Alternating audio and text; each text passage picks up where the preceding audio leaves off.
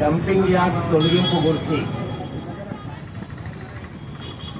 గత 19 రోజులుగా ఉద్యమం చేస్తున్న ఉద్యమకారులు, ఈ ఉద్యమానికి నాయకత్వం వహిస్తున్న ఈశ్వర్ రెడ్డి గారు, రత్నం గారు, బండ శ్రీనివాస్ గారు, మల్లారెడ్డి గారు, రామారావు గారు, జైపాల్ రెడ్డి గారు, వెంకట్రావు గారు, రవీందర్ గారు, అలాగే నాతో పాటు ఈ దీక్షా శిబిరానికి విచ్చేసిన మాజీ సర్పంచులు భాస్కర్ రెడ్డి గారు, కరుణాకర్ గారు, అదేవిధంగా ఈరోజు మద్దతు పలుకుతున్న లారీ అసోసియేషన్ సభ్యులు, హుజరాబాద్ ప్రాంత బిడ్డలారా, సోదరులారా, సోదరిమల్లారా, నేను ఇంతకుముందు మీ ఆవేదన గమనించిన, నాకంటే ముందు మాట్లాడిన ఇది మీ ఒక్కరి ఆవేదన కాదు, ఇది హుజరాబాద్ పాత తాలూకాకు సంబంధించిన అందరి ఆవేదన అనేది నేను ఈ సందర్భంగా తెలుపుతున్నాను.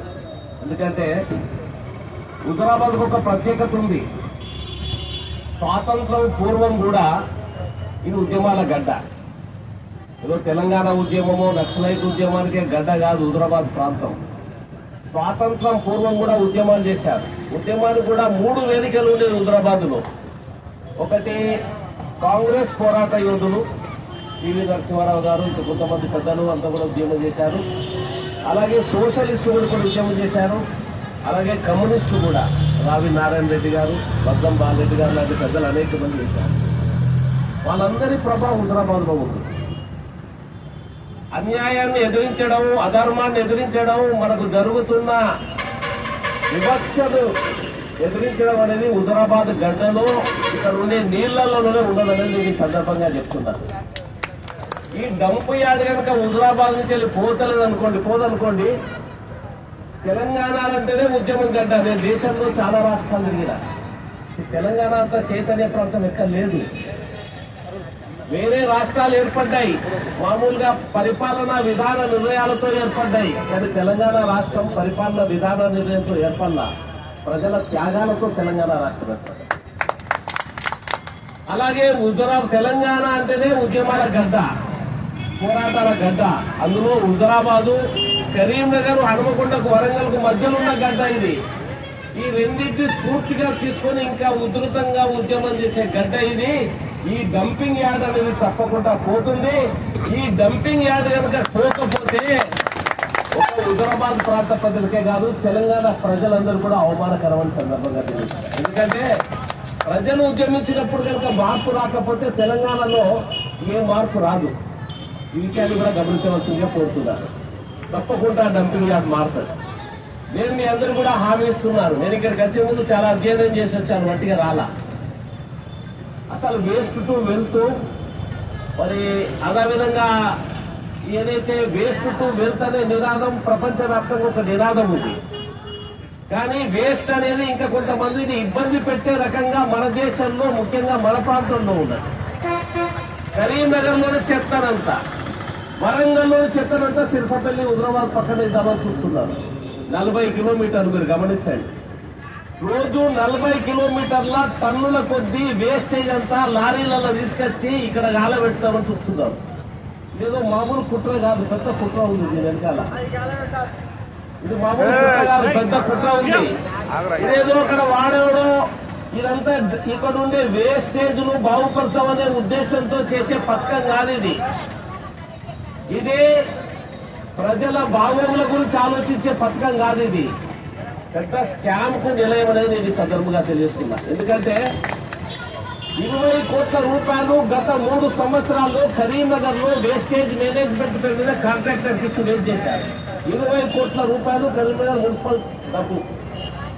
అలాగే వరంగల్ మున్సిపల్ కార్పొరేషన్ నుంచి వేస్టేజ్ మేనేజ్ గురించి దాదాపు 40 కోట్ల రూపాయలు ఖర్చు చేశారు. కానీ 7 లక్షల టన్నులు బడికొండలో పడున్నది. 4 లక్షల టన్నులు వేస్టేజ్ ఈ రోజు మానే రోడ్డున కరీంనగర్ లో ఉన్నది. 11 లక్షల టన్నులు ఈ రోజు ఉన్నది పక్కన వరంగల్లో, కరీంనగర్లో కలిపితే. రోజు 450 టన్నులు వరంగల్ నుంచి వెళ్ళి, 150 టన్నులు కరీంనగర్ నుంచి వెళ్ళి, రోజు 600 టన్నులు మీ హుజరాబాద్ పక్కన ఏరబోతుంది. కొద్ది రోజుల్లో పట్టే కనుక అనుమతిస్తే కోటి టన్నుల వరకు ఉంటుంది దీని యొక్క వేస్టేజ్ మీ దగ్గర నిల్వ. కాంట్రాక్టర్ పెట్టుకుంటాడు కానీ ఏం చేయడు. ఎందుకంటే 20 కోట్లు ఖర్చు చేసినా కరీంనగర్ బుట్ట పెరుగుతుంది, 40 కోట్లు ఖర్చు పెట్టినా మణికొండలోని వరంగల్ వేస్టేజ్ పెరుగుతుంది. ఇది వాళ్ళ కొరకు చేసే స్కీమ్ కానీ ప్రజల కొరకు కాదు. ఇంకోటి ఎప్పుడైనా కానీ ప్రపంచంలో ఎక్కడ కూడా నేను స్టడీ చేసిన వేస్ట్ నుంచి వెళ్ళి వెల్త్ క్రియేషన్, ఏదైతే వ్యర్థం నుంచి వెళ్ళి ఆదాయాన్ని క్రియేట్ చేసే సామెత చూసినావా ప్రపంచంలో ఎక్కడికక్కడే చేస్తారు. స్పెయిన్ ఉంది ఉదాహరణ, number 1 country in the world waste management లో స్పెయిన్. మీరు నెట్ లో చదవండి. స్పెయిన్ ఎక్కడికక్కడ స్మాల్ ప్లేసెస్ లోనే సెగ్రిగేట్ చేసి అంటే చెత్తను విడిగా చేసి, తడి చెత్తను పొడి చెత్తను విడిగా చేసి విద్యుత్ ఉత్పాదనకు, బయోమాస్ కు, లేకపోతే సిఎన్జికి ఏర్పాటుకు స్పెయిన్ ఈరోజు ప్రపంచంలోనే ఒక ఆదర్శమైన కంట్రీగా నిలబడింది. ఒక స్పెయినే కాదు, జర్మనీ, సౌత్ కొరియా, సింగపూర్ అనేక దేశాలలో వేస్ట్ మేనేజ్మెంట్ అది వేస్టేజ్ నుంచి వెల్త్ను క్రియేట్ చేస్తుంది. అంటే వ్యర్థం నుంచి ఆదాయాన్ని క్రియేట్ చేస్తున్నారు, డబ్బులు వచ్చేటట్టు చేస్తున్నారు. కానీ తెలంగాణలో వ్యర్థం నుంచి ఇంకా వ్యర్థం వైపోతా అవినీతి వైపోతుంది. ఇది గమనించాలి. మన దేశంలో ఇండోర్లో చాలా సక్సెస్ఫుల్ గా ఈ వ్యర్థాన్ని మేనేజ్మెంట్ చేసే ప్రక్రియ చేస్తున్నారు. మన వరంగల్ మున్సిపల్ కార్పొరేటర్లు అందరూ ఇండోర్ మీకు గమనించుంటుంటారు. ఎందుకంటే వాళ్ళకి టర్మ్ అయిపోతుందిగా, కనీసం ఇండోర్ విహారయాత్ర పోయింది. 5 ఏళ్ల కింద ఎన్నుకోబడ్డోళ్ళు పోలేదు. ఈ వేస్ట్ మేనేజ్మెంట్ ఎట్లా చేయాలి, ఈ డంపింగ్ అంతా ఎట్లా చేయాలనే గురించి ఆలోచన రాలేవాళ్ళు. 5 ఏళ్ల టర్మ్ అయిపోతుందంటే వరంగల్లోని 50 లక్షలు ఖర్చు పెట్టిన దానికి వరంగల్లోని ఇండోర్ యాత్ర చేసి ఏం చేసిందంటే మళ్ళీ హైదరాబాద్ కలిసి చేద్దామని చూస్తున్నారు వీళ్ళంతా. ఇది వీళ్ళకు పాలకుల దృష్టి. 20 కోట్లు కరీంనగర్ మున్సిపల్ కార్పొరేషన్ లో డబ్బెట్టు ఏందో ప్రశ్నించండి మీరు, అప్పుడు దిగొస్తారు ఈ నాయకులు అని చెప్తున్నారు. అందరూ భాగస్వాములు. ఇందులో 40 కోట్లు వరంగల్ మున్సిపల్ కార్పొరేషన్ డబ్బు ఎవరి జబ్బులకు పోయిందో ప్రశ్నించండి. గుట్టలు పెరుగుతున్నాయి, తగ్గుతలేవు. వీళ్ళ కాంట్రాక్టర్ ఉద్దేశం ఏంటంటే ఆ వేస్టేజ్ అంతా తగ్గించాలి, కానీ పెరుగుతున్నారు వేస్టేజ్ అంతా. ఎందుకంటే ఈ డబ్బులన్నీ కూడా వెతుకుతున్నారు. ఇది ఒక డబ్బు అవినీతి కొండ. ఇది ఈ అవినీతి కొండ మరింత పెరిగేందుకు ఈ రోజు స్మాల్ కాంట్రాక్టర్ లేరు రాష్ట్రంలో. మీరు గమనించండి, స్మాల్ చిన్న బిజినెస్ దారులు అంటూ లేరు. మొత్తం పరివర్తన చెందుతుంది. ఎందుకంటే అంత హోల్సేల్ కాంట్రాక్ట్ టెండర్ పెద్దది ఉంటుంది, చిన్నది ఉండదు. ఏదైనా హోల్సేల్ పెద్ద కాంట్రాక్టర్లు, పెద్ద బిజినెస్ పీపుల్, ఎందుకంటే పిక్ బ్యాక్ తీసుకోవడం ఈజీగా అవుతుంది, వాళ్ళ కమిషన్లు తీసుకోవడం ఈజీగా అవుతుంది ఉద్దేశంతో. అందుకనే ఈ చిన్నగా వరంగల్, కరీంనగర్, ఇవన్నీ చిన్న హుజరాబాదు, రేపు జమ్మిగుంట, ఎల్లుండి హుజరాబాదు, ఇవన్నీ చిన్న బదులు ఒకటే పెద్ద చెప్పేస్తే వాటితో ఈజీగా వీళ్ళు నెగోషియేట్ చేసుకోవచ్చు. వీళ్ళ డబ్బులు వసూలు ప్రక్రియ పూర్తి చేసుకోవచ్చు. ఆ ఉద్దేశంతో ఈ రోజు ప్రపోజ్ చేస్తున్నారు. అందుకని మనందరం కూడా కలిసి కట్టుగా ఉండండి. ఒక సిర్సపల్లి ప్రజలు, హుజరాబాద్ ప్రజలకు సంబంధించింది కాదు. రాబోయే రోజులలో 30 కిలోమీటర్ల మేర వాతావరణం చెడిపోతుంది. శ్వాసకోశ వ్యాధులు వచ్చేస్తాయి, పంటలు నాశనం అయిపోతాయి, భూగర్భ జలాలు నాశనం అయిపోతాయి. మీరు హైదరాబాద్ లో జవహర్ నగర్ కి ఎవరైనా చూసుకుంటారు కావచ్చు. జవహర్ నగర్ పోయింది కావచ్చు. జవహర్ నగర్ పోతే వాసన వస్తుంది. జవహర్ నగర్ పోతేనే వాసన వస్తుంది. మనకు 3-4 కిలోమీటర్ల నుంచి వాసన పడుతుంది మనకు జవహర్ నగర్. ఎందుకంటే హైదరాబాద్ యొక్క వేస్టేజ్ అంతా కూడా అక్కడ పడిస్తున్నారు జవహర్ నగర్. అక్కడ కూడా వేలాది కోట్ల రూపాయల దుర్వినియోగం అవుతున్నాయి ఫిక్స్ బ్యాంకుల పేరు మీద. మరి వేస్టేజ్ మేనేజ్మెంట్ అంటారు కానీ వేస్టేజ్ మేనేజ్మెంట్ ఉండదు, డబ్బులు మాత్రం ఖర్చు అయిపోతుంటారు. అందుకని ఈ ప్రక్రియ ఏదైతుందో, ఏదైతే అవినీతి కూపంలో ఉన్నదో, ఇది తప్పకుండా దీన్ని మార్చవలసిందే. ఇది ఒకే చోట సెంట్రలైజ్ చేసే స్కీమ్ కాదు. ఏ పట్టణంలో వరంగల్లో కానీ కరీంనగర్లో కానీ 4-5 చోట్ల ఈ ప్రక్రియను ఎక్కడికక్కడ చేసుకోవాలి.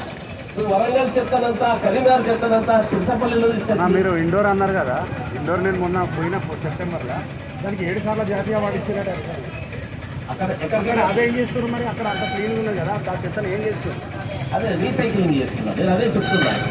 రీసైక్లింగ్ అనేది ఈ చుట్టుపక్కల అన్ని తీసుకొచ్చి ఇక్కడ పెట్టాల్సి. ఒకే ఇండోర్ లోనే అనేక చోట్ల రీసైక్లింగ్ చేస్తుంది. ఇంతకు స్పెయిన్ ఉదాహరణ అదే చెప్పారు. స్పెయిన్ లో కానీ డెవలప్డ్ కంట్రీస్ లో ఎక్కడ కానీ అనేక చోట్ల ఎక్కడి చెత్తను అక్కడే రీసైక్లింగ్ చేస్తారు.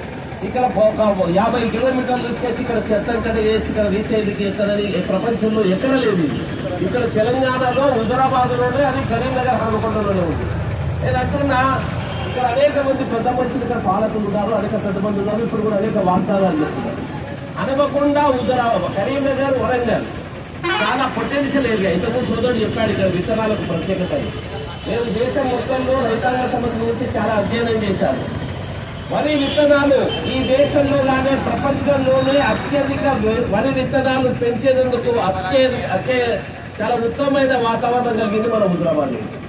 అందుకే ఇక్కడ కంపెనీలు, పెద్ద పెద్ద కంపెనీలు వచ్చేసాయి. మీ మీద ప్రేమతో రాలే కంపెనీలు, వాళ్ళ కొరకు వచ్చాయి కంపెనీలు. వాళ్ళకి ఇక్కడ ఈ విత్తనాలు వేస్తే జర్మినేషన్ ఎక్కువ వస్తుంది. ఆ విత్తనాలు ఎక్కువగా నాణ్యతతో ఉంటాయి. అందుకని ఇక్కడ విత్తన ఇండస్ట్రీ అనేది డెవలప్ అయింది. తెలంగాణ సీడ్ బోర్డ్ గా మార్చా ఉన్నారు. హుజరాబాద్ లో డంపింగ్ యార్డ్ కనుక పెడితే తెలంగాణ సీడ్ బోర్డు ఎలా అవుతుంది ఈ సందర్భంగా ప్రశ్నిస్తున్నా. అందుకని ఈ ఏరియాను మీరు గార్బేజ్ ఏరియాగా మార్చద్దు, చెత్త ఏరియాగా మార్చద్దు. వరంగల్, కరీంనగర్ లో ఒక సుసంపన్నమైన చక్కటి భూములు ఉన్న ప్రాంతం, చాలా చైతన్యవంత ప్రజలున్న ప్రాంతం. మీరు ఒక ఐటీ క్యారిడార్ పెట్టండి, ఎడ్యుకేషన్ హబ్ పెట్టండి, లేకపోతే ఫుడ్ ప్రాసెసింగ్ యూనిట్స్ పెట్టండి. ఇక్కడ పొటెన్షియాలిటీ ఉంది, అవి పెట్టాలి. కానీ మీరు ఇక్కడ చెత్త పెట్టాలంటే నేను ఈ నాయకులందరినీ కూడా ప్రశ్నిస్తున్నా ఈ సందర్భంగా. ఏ పార్టీ అనేది కాదు, ఇక్కడ మీ యొక్క చేతగాని తనంగా ఈ రోజు గార్బేజ్ వస్తుంది. మీరే చేతవాళ్ళే విజన్ అయితే ఇక్కడ ఐటీ హబ్ వస్తుంది, లేకపోతే ఫుడ్ ప్రాసెసింగ్ యూనిట్స్ వస్తాయి, లేకపోతే ఇండస్ట్రియల్ క్యారిడార్ అవుతుంది. దేశంలో అనేక ప్రకటనలు ఉంటారు, ఈ రోడ్ నుంచి ఆ రోడ్ వరకు అన్ని ఇండస్ట్రియల్ క్యారిడార్ అవుతుంది. కానీ మన దగ్గర ఇండస్ట్రీ క్యారిడార్, ఐటీ అంతా హైదరాబాద్ చుట్టే తిరుగుతాం. ఈరోజు హైదరాబాద్ కనుక పోతే మనం భారతదేశంలో ఉన్నామని అనుమానం కలుగుతున్నారు. కొంతమంది నానగ్రామ్ కూడా గచ్చిపోయి పోతే ఒకవైపు పూరి గుడిసెలు ఉంటాయి, బంజారా హిల్స్ లాంటి లాంటి ఏరియాలో కూడా. తాగుదామంటే నీళ్లు ఉండవు, ఉందామంటే వాళ్ళకి స్థలం ఉండదు. మరోవైపు ఆకాశాన్ని అంత బిల్డింగ్లు అవ్వబడుతుంటాయి. మరి ఇదేం అభివృద్ధి అనేది ప్రశ్నిస్తుంది. ఈ దేశ సంపదలో 40% సంపద 1% ఆఫ్ ద పీపుల్ దగ్గర, 1% ప్రజల దగ్గర. ఎంత అన్యాయం ఉంది గమనిస్తే. ఈ యొక్క 10% సంపద కూడా 50% మందిలో లేదు. మనందరం వల్లనే వస్తాం.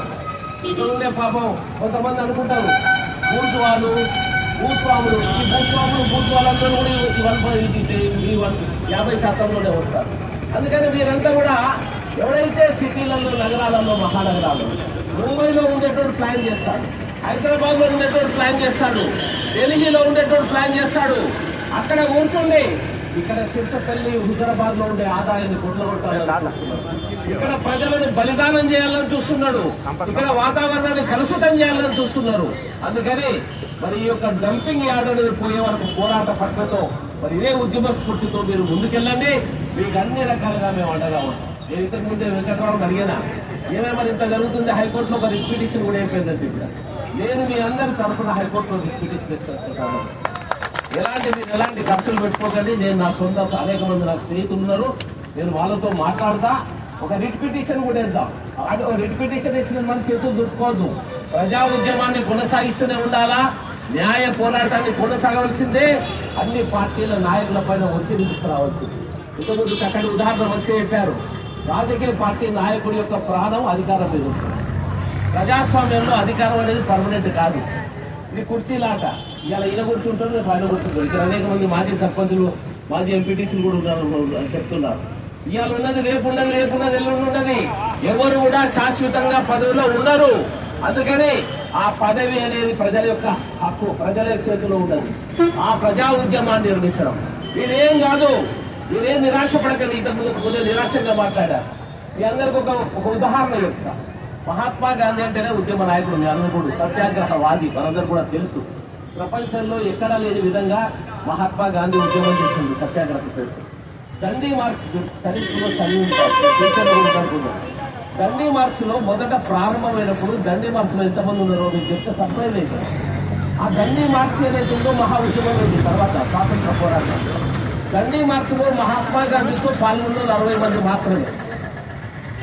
దండీ మార్చ్ ప్రారంభం చేసిన రోజు దండీ మార్చ్ దగ్గర మహాత్మా గాంధీ గారు ఏమంటే 60 మంది మాత్రమే ఉన్నారు.